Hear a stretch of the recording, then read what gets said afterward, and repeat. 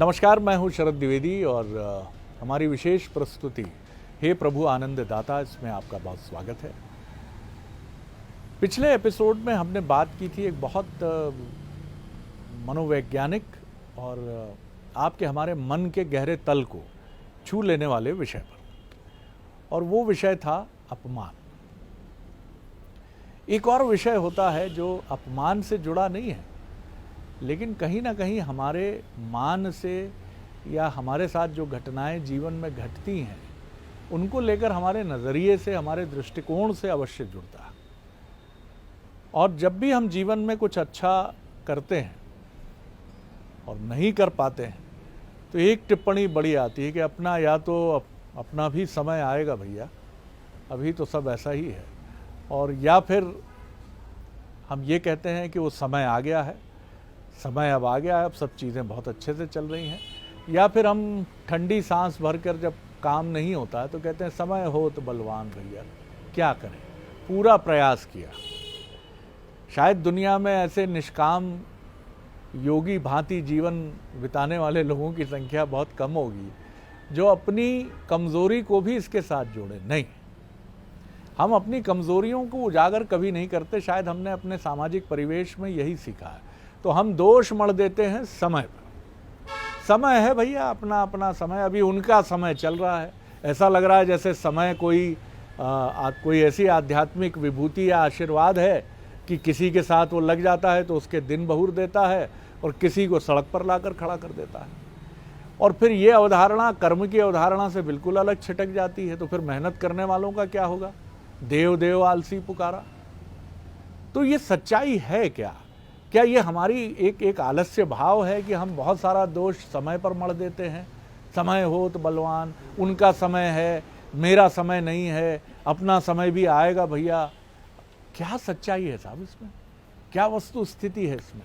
आज इसी बेहद अहम विषय पर हम बात करेंगे। जो विमर्श के रचयिता हैं, सुपरिचित हैं आप उनसे, हमारे साथ हैं मानस मर्मज्ञ, भगवत गीता के अध्येता प्रोफेसर सुरेंद्र बिहारी गोस्वामी। प्रणाम करता हूं गोस्वामी जी। बड़ा ही रुचिकर विषय है ये। समय हो तो बलवान, समय कमजोर, समय बलशाली, समय न्यूट्रल, क्या क्या है सर ये? देखिए, कई बार क्या होता है कि हम मूल नाम न लेकर के हाँ जब चलित नाम लेते हैं तो कई बार मीठा लगने लगता है जी। लेकिन जब उसका मूल नाम लें तो उसके अर्थ प्रकट हो जाते हैं। जैसे जब तक आप पृथ्वी धरती कहते हैं तो आपको अच्छा लगता है, पृथ्वी है, धरती है। लेकिन यदि इसका मूल नाम मृत्यु लोक ले दें तो थोड़ा सा एक आपको संशय हो जाएगा। मृत्यु लोक मतलब ये ही वो स्थान है जहाँ मृत्यु होती, इसके अलावा कोई स्थान नहीं है। ध्यान रखिएगा, जितने ग्रह हैं उनमें मृत्यु नामक तथ्य जो है यही होता है। इसलिए इस धरती को मृत्यु लोक कहा गया। इस धरती का जिसने स्पर्श किया उसके शरीर की मृत्यु सुनिश्चित है। और इस धरती के अलावा, क्योंकि अभी तो आप पता कर रहे हैं ब्रह्मांड में क्या हो रहा है करके, तो विज्ञान ही बताएगा आपको, लेकिन सामान्य रूप से इस पृथ्वी के अलावा कहीं मृत्यु नहीं होती। इसलिए इसका नाम है मृत्यु लोक। मृत्यु लोक, मृत्यु लोक रोज कहें तो आपको भान रहेगा कल मर जाना है, कल मर जाना है, तो आपकी समस्या का समाधान हो जाएगा। चूंकि ये मृत्यु लोक है इसलिए यहाँ काल है। बिल्कुल ठीक है, ये मृत्यु लोक है इसलिए यहाँ काल है। काल क्या? वही जिसका नाम आप अभी ले रहे थे, समय। समय का मूल नाम है काल। ध्यान रखिएगा, इसलिए काल चक्र चलते रहता है। ये जो घड़ी आप देखते हैं ना, यदि इस घड़ी को कोई कहे कि काल चक्र यंत्र बताना तो आप घबरा जाएंगे, अपने हाथ से हटा देंगे कि ये काल चक्र है। ये चलती हुई घड़ी की सुइयां या आपके हाथ में बंधी हुई घड़ी, इसकी टिक टिक की ध्वनि आपको प्रतिपल बता रही है कि मृत्यु लोक में तुम रह रहे हो और तुम्हें चले जाना है। तो देखिए, समय जो है, समय से बड़ा शिक्षक कोई नहीं है। समय वो शिक्षक है जो इतना मूल्यवान शिक्षा आपको प्रदान करता है, सीख आपको देता है कि महज इसके मूल नाम को लेने मात्र से आपके अंतर्चित्त के आधे से ज्यादा विषय खत्म हो जाते हैं। गुस्सा होकर आप जा रहे हैं तो तुरंत घड़ी देखिए ना, काल चक्र क्या बता रहा है, तो आपको तुरंत ध्यान रखिएगा, क्योंकि काल चक्र बाद में बात करते हैं, क्योंकि काल चक्र में बंधे। पिताश्री एक सुंदर बात कहते थे, है मोल जग में सबका, न मोल है समय का। सारी चीजों का मोल है लेकिन समय का मोल नहीं। वो अलग बात है कि हम ये निश्चित कर देते हैं कि 40 मिनट यदि हम बोलेंगे तो इतना पैसा लेंगे। देखिए, ये हमारा मूल्य अपन निश्चित कर रहे हैं, समय का मूल्य निश्चित नहीं कर रहे हैं। यदि 3 घंटे ये चलेगा तो हम इसमें इतनी कीमत लेंगे, वहाँ 3 घंटे समय का मूल्य निश्चित नहीं कर रहे हैं। उस यंत्र का, उसमें लगने वाली ईंधन का, उसमें लगने वाली श्रम का मूल्य निश्चित कर रहे हैं। बहाना ओढ़ा आप समय का ले रहे हैं। तो है मोल जग में सबका, न मोल है समय का। कल हम यहाँ ना होंगे, करना जो चाहे कर ले। कल तो हम रहेंगे नहीं ना यहाँ, तो समय का यही सीख है, यही मोल है कि आज हम हैं यहाँ। अब देखिए, समय में शिक्षा कैसे केंद्रित होती है। समय में मैं तो ये कहता हूँ कि आपका प्रारब्ध, आपका संचित, आपका क्रियमाण, तीनों कर्म का निर्माण भी ये समय आपके माध्यम से ही करता है, आपके माध्यम से करता है। अब आप कहेंगे साहब प्रारब्ध क्या है? अतीत, भूतकाले, वही आपका भाग्य बन जाएगा। जो बीता हुआ कल है वो आपका भाग्य है। आप बीते हुए कल में कैसे थे वो आपके आने वाले कल में भाग्य की तरह चलेगा। बीते हुए कल में आपने छल कपट किया, दुराचरण किया, सोते रहे, प्रमाद किया, तो वो आज अब भाग्य आ गया ना, आपका वर्कलोड बढ़ जाएगा। आज कल सो रहे थे, काम नहीं किया, कल ड्यूटी में नहीं गए, कल ऐसा झूठ बोला था, तो आपका प्रारब्ध चल रहा है कि भैया वो पुलिस वाले ढूंढ रहे हैं कि कल रात में कौन कौन वहाँ था। तो ये प्रारब्ध भाग्य आपने बनाया ना। वर्तमान चिंतन करिए आप, तो अध्यात्म से हट करके आपका भाग्य तो बीता हुआ कल है ना, भाग्य है ना। अब वर्तमान क्या है आपका? प्रारब्ध बन गया आपका बीता हुआ कल। प्रारब्ध वर्तमान क्रियमाण है जो आप कर रहे हैं। इससे क्या बनेगा? भविष्य फल जो ज्योतिषी को दिखाने के लिए जाते हैं ना, आप हाथ दिखाते हैं कुंडली, मेरा कैसा भविष्य रहेगा, ये यहीं बैठा है। ये जो हाथ दिखाते, कुंडली दिखाते और भाग्य भरोसे बैठा हुआ है, चूंकि भाग्य पीछे भी लेके आया है प्रमाद, तो समय जो है पुरुषार्थी को 4 फल प्रदान करने के लिए बैठा हुआ है। धर्म, अर्थ, काम, मोक्ष, तेरे जीवन की सारी समस्याओं का समाधान करने के लिए समय बैठा हुआ है। अब समय शिक्षक कैसे है? चल आगे, देख पीछे। इसकी पाठशाला पीछे चलती है शरद जी। जब भी आपको समय से पूछना हो, शिक्षा लेना हो, तो पीछे चलिए। एक बच्चा जो है दिए को छूने से जल गया था, कल आज खड़ा हुआ है, फिर सामने एक दिया आया हुआ है, तो वो ऐसा पीछे देखता है, कल मैं इसके छूने से जल गया था, तो आज उसके बगल से निकल जाएगा। तो जो आपका बीता हुआ कल है वो आपको स्मरण नहीं, शिक्षा देता है। आप उसको स्मरण में रखते हैं, आप उसको सोचते हैं मुझे याद है उस दिन हो गया था, तो आप आज फिर से प्रयास करने की कोशिश करते हैं। प्रयास करिए, लेकिन सीख लेकर के। तो भूतकाले भूतस्या, वर्तमाने वर्तते, भविष्य काले भविष्यन्ति, किम चिंताम करिष्यते। समय की पूजा करने का अर्थ होता है वर्तमान में स्थित होना और समय का सर्वोपयुक्त उपयोग करना। सर्वोपयुक्त उपयोग। आपकी बात से तो एक बहुत अच्छा जो आप कह रहे हैं वो मूल भाव वही है कि समय तो एक ऐसा शिक्षक है जो हमें रोज नया पाठ दे रहा है। हम ही हैं कि समझना नहीं चाह रहे हैं। देखिए, समय शिक्षक ही है जी। बहुत सारे लोग कहते हैं मेरे समझ में नहीं आ रहा है, मैं क्या करूं, कोई मार्गदर्शन देने वाला नहीं है। वो तो खड़ा है ना, काल चक्र, वही तो मार्गदर्शन दे रहा है। तुम केवल काल चक्र की उपासना करने का प्रयत्न करो। अब काल चक्र की उपासना करने के लिए काल चक्र के प्रत्येक पल में सक्रिय रहो। अरे क्या, प्रत्येक पल में सक्रिय रहो, सृजनशील रहो। क्योंकि आप यदि उसका आप समय के साथ यदि नहीं चले, गतिशीलता आप में नहीं है, दे दिया आपने। आप गतिशील यदि नहीं है तो समय के उपासक नहीं है, रुक गए हैं आप। क्या बात है, वाह। समय कहता है चलना मेरे साथ। आप तो सेकंडों का अंतर देखते हैं ना, आप प्रतिपल का अंतर देखते हैं ना। सही बात। मुझे एक बात बताइए, इस समय के साथ चलने वाले लोगों में सेकंड के 100वें हिस्से से स्वर्ण पदक जो जिसको नहीं मिला है, उससे पूछिए कि समय के साथ चलने में क्या शिक्षा मिली हुई थी। 100वें हिस्से में वो चूक गया, वहां पर रुक गया, वहां पर। वहां देखिए, आप स्लो मोशन में तस्वीर देखते हैं, देखिए ये पहुंचा इधर गया। हाँ, अब आप समझिए, आपको तो वो प्रतिपल शिक्षा दे रहा है। तो सबसे पहले समय से आपको गतिशीलता की सीख लेना चाहिए। अगर आप गतिशील नहीं हैं, आपके जीवन में वेलोसिटी नहीं है, आपका जीवन रुक गया है, तो अरे मुझे तो एक चलचित्र का बहुत पुराना गीत ध्यान आ रहा है, चलना ही जिंदगी है, या चलने का नाम जीवन है, या चलते रहो वही जीवन है। रुकिए नहीं आप। आपको लगता है अब दुख आ गया तो मैं रुक जाता हूँ, कमाल है, तुम रुक गए इसलिए तो दुख आया है। तुम रुक गए तो उस क्षण को रुके हुए स्थिति में आप दुख मार रहे हैं, दुख रूपी प्लेटफॉर्म पर आप ठहर गए। जब भी वो आगे हो जाएगा और तुम पीछे हो जाओगे तो तुम समझो वहां पर तुम्हें दौड़ने की चिंता हो जाएगी ना, आपके जीवन में शोक की लहर व्याप्त हो जाएगी, आप उदासीन हो जाएंगे क्योंकि वो आगे चला गया। समय वो मित्र है, आप छोड़ो ना उसके ऊपर, अपने आप को छोड़ दो, समय की गति में छोड़ दो अपने आप को। अब आप देखिए हमारे यहाँ तो नियम बना हुआ है, उठ जाग मुसाफिर भोर भई, अब रैन कहाँ जो सोवत है, जो सोवत है सो खोवत है, जो जागत है सो पावत है। आपने इसको समझ लिया, पुराने बुढ़े लोगों ने कोई कविता बना दी होगी, इसका अर्थ हो गया। हमारे नौजवानों की समस्या जो मूल रूप से ये है कि समय रूपी शिक्षक की पाठशाला में वो बिल्कुल जाना ही पसंद नहीं करते। आप देखिए आधे दिन तक सोता मनुष्य, आधे दिन तक, और जागकर राष्ट्र चिंतन करता है, जागकर राष्ट्र चिंतन। अरे कहाँ दौड़ना उतनी दूर, यहीं रुको तो फिर कल तुमको ये मिलेगा, कल तो प्रारब्ध बन जाएगा ना तुम्हारा, ये भूत तुम्हारा पीछा नहीं छोड़ेगा। तो आप समय के उपासक यदि बन जाते हैं, बहुत सारे लोग ये भी कहते हैं बीती ताहि बिसार दे, बिसार दे और आगे की सुधि ले। सुधि शब्द बड़ा महत्वपूर्ण है। अगर आगे की सुधि चाहिए तो बीती बिसारने के साथ वर्तते होना पड़ेगा आपको वर्तमान में। तो समय आपका बहुत बड़ा शिक्षक है।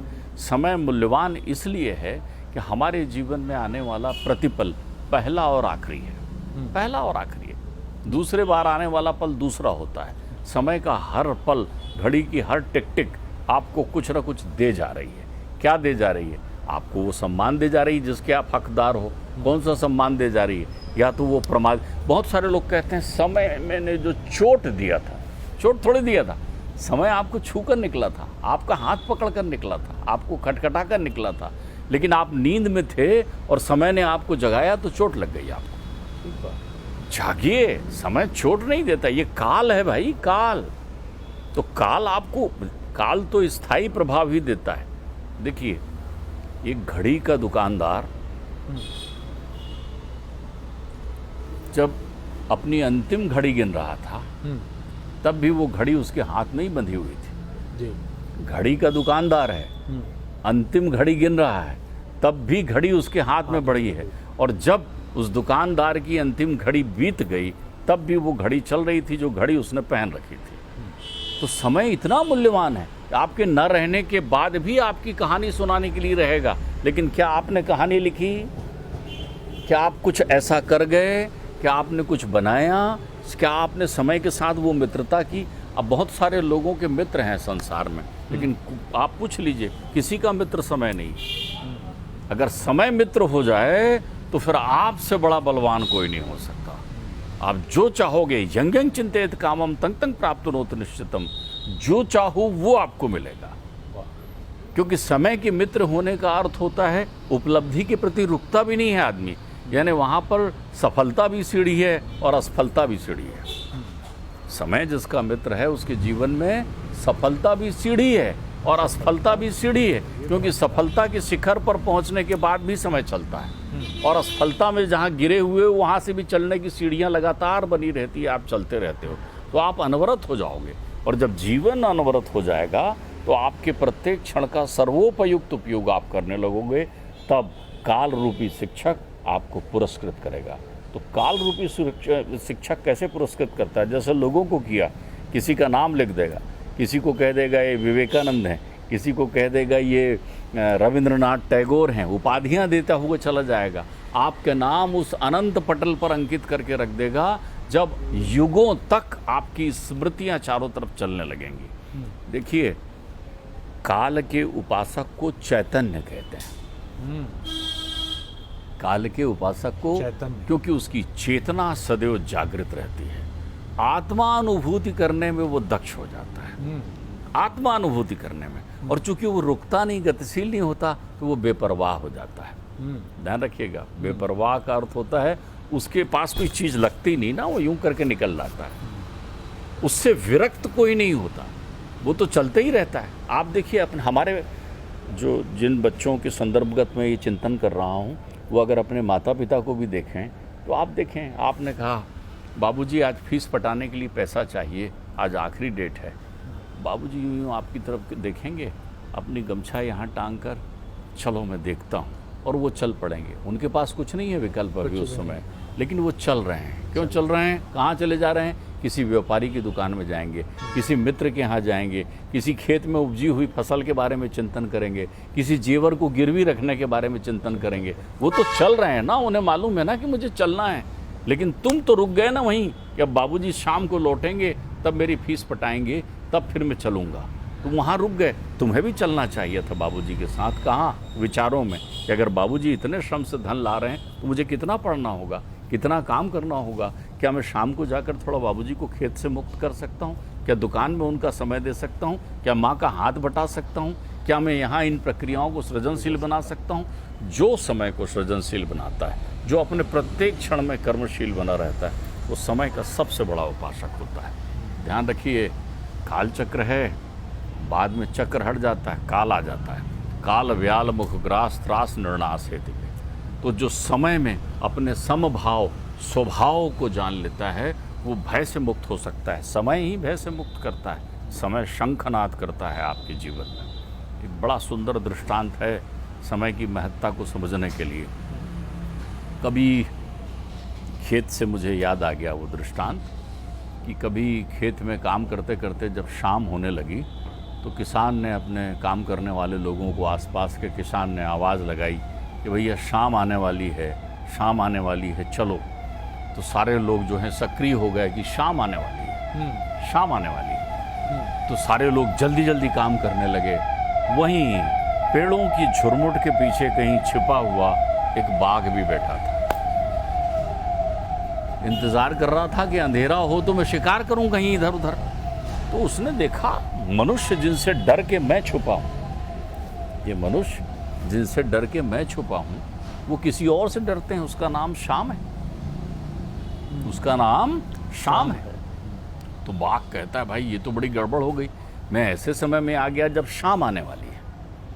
तो बाघ जो है और घबरा कर छुप जाता है कि अब आज तो निकलना ही नहीं है, क्योंकि जिससे मनुष्य डर कर जल्दी जल्दी जा रहे हैं शाम वो आने वाली है। मनुष्य चले जाते हैं। देवयोग से अपने गधे को ढूंढता हुआ एक धोबी जो है वहाँ चारों तरफ देख रहा है, गधा लौटा नहीं है। गधे में भी धारी होती है और शेर में भी धारी होती है। गधा भी अच्छा मोटा तगड़ा था और शेर भी बैठा हुआ था वहाँ। अब चूंकि अंधेरा छा गया है वहाँ पर, तो वो देखता है थोड़ी बहुत रोशनी मुझे दिखता है, वो लाइन दिखाई पड़ती, उसको लगता है तू यहाँ छुपा बैठा है। एक डंडा लगाता है। जैसे ही डंडा लगाता है तो शेर कहता है लो शाम आ गई। अब शाम आ गई तो शेर अपनी पूंछ पीछे फंसा है, चुपचाप धोबी के पीछे पीछे चलने लगता है। चल बोले इधर। एक रस्सी फेंकता है, पकड़ के खींच लेता है। दृष्टांत है, समझने का अर्थ लेना है। समझने ला के घर में बैठा बांध देता है उसको, घर में बांध देता है रात में, और उसमें खूंटे में बांध देता है।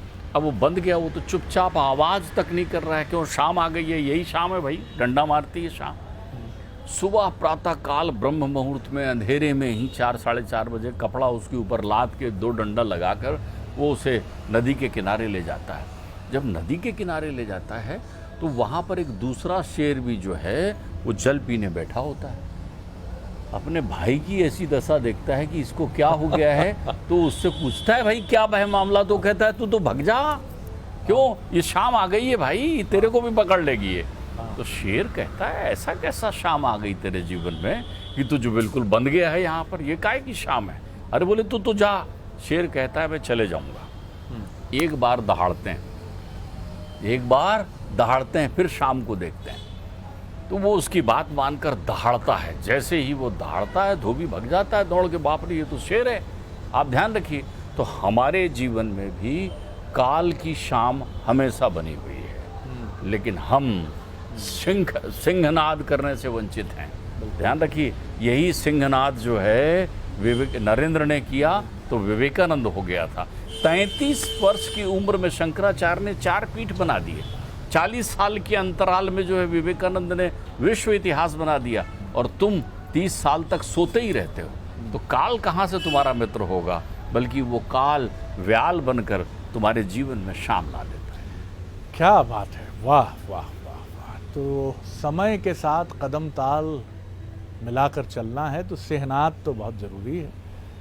एक ऐसी दहाड़ जो ये बताए कि समय, मुझे मालूम है कि तुम रहोगे, मैं नहीं रहूँगा, लेकिन मैं ऐसा कुछ कर जाऊँगा कि इस काल चक्र रूपी पट्टिका पर मेरा नाम भी अंकित होगा और ये जगत और तुम स्वयं ये कहोगे कि एक समय नरेंद्र था इस धरती पर, रविंद्रनाथ टैगोर थे, महात्मा गांधी थे, मेजर ध्यानचंद थे, चार्ली चैपलिन थे। ये वो लोग हैं जिन्होंने काल की आंखों में आंखें डालकर कहा, हाँ हम नहीं रहेंगे एक दिन, लेकिन ऐसा कर जाएंगे क्योंकि हम आपके साथ चल रहे हैं। हम अतीत में ही नहीं अटके हैं, हम भविष्य में झांक रहे हैं और वर्तमान में अपना कर्म पूरे कर्मयोग से, पूरे निष्णात भाव से कर रहे हैं। इसलिए हे काल चक्र, न हमें इसकी परवाह है कि हमारी आयु शंकराचार्य की तरह 30 पार की होगी या विवेकानंद की तरह 40 पार की होगी या कुछ भगत सिंह जैसे तो जवानी की दहलीज पर कदम रखकर ही 22 से 24 के बीच में मृत्यु का वर्ण करके चले गए। लेकिन भगत सिंह आज भी हमारी स्मृतियों में वैसे ही युवा है जैसे कि वो 19वीं सदी के आरंभ में होते रहे। तो यही समय के साथ चलने का मंत्र है।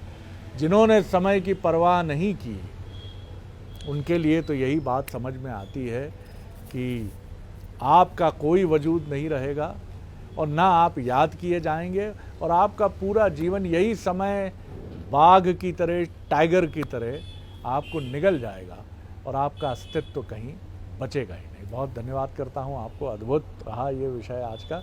अगले एपिसोड में एक और विषय को लेकर उपस्थित हूँ। राम।